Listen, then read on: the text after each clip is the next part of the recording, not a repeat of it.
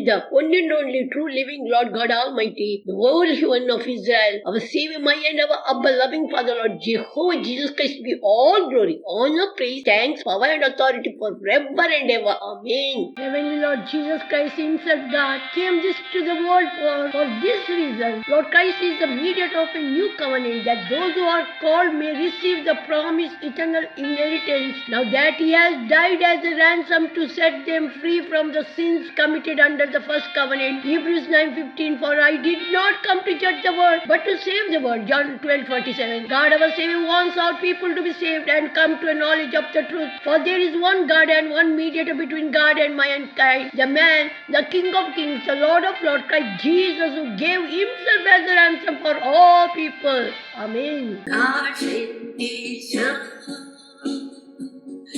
we call Him Jesus. He